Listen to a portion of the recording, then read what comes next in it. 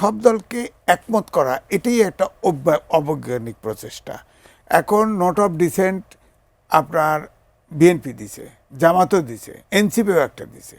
হ্যাঁ, তো net off dissent যারা দিছে এটা তো পরিষ্কার, এগুলো বাদ দিয়ে জুলাই সনদ তৈরি করে দিয়েছে। বিএনপি এই জায়গাগুলো কেন পরিষ্কার করছে না? সংস্কারের বিষয় নিয়ে বাংলাদেশে আসলে গণঅভ্যুত্থানের পরে একটা দীর্ঘ সময় আমরা কিন্তু সেটার দিকে তাকিয়েছিলাম। সংস্কারের প্রত্যেকটা দিন যে কমিশনের বৈঠক হয়েছে সেটি মিডিয়া কিন্তু কাভারেজ দিয়েছে যতটা সম্ভব।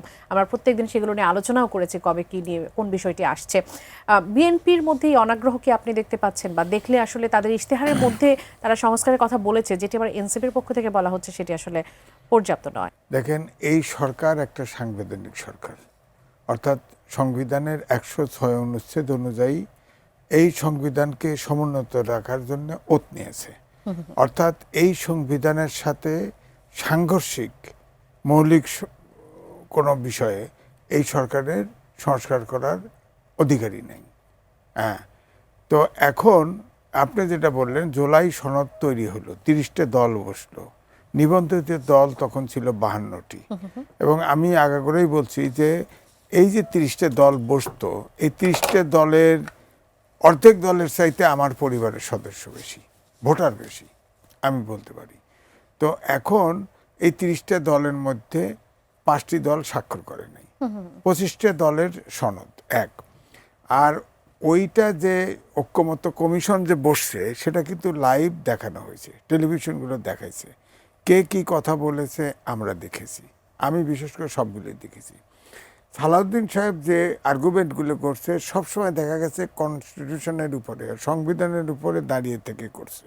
হ্যাঁ, এখন যে জুলাই সনদ, তারপরেও এই ইশতেহার, বিএনপির যে ইশতেহার দিল, সেই ইশতেহারে ওই অনুষ্ঠানেও আমি উপস্থিত ছিলাম।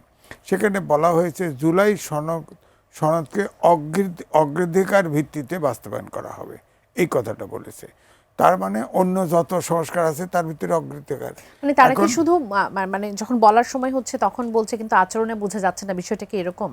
মানে আচরণে বোঝা যাচ্ছে তারা নোট অফ ডিসেন্ট দিছে, এগুলা আচরণ না। আমি বুঝতে পারি, নিজেই পরিষ্কার বলি যে 25টা দল 30টা দল বসছে, সবার নীতি আদর্শ আলাদা, তা না?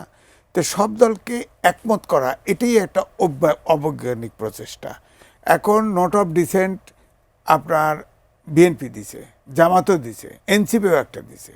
হ্যাঁ, তো নেট অফ ডিসেন্ট যারা দিছে এটা তো পরিষ্কার, এগুলো বাদ দিয়ে জুলাই সনদ তৈরি করে দিয়েছে।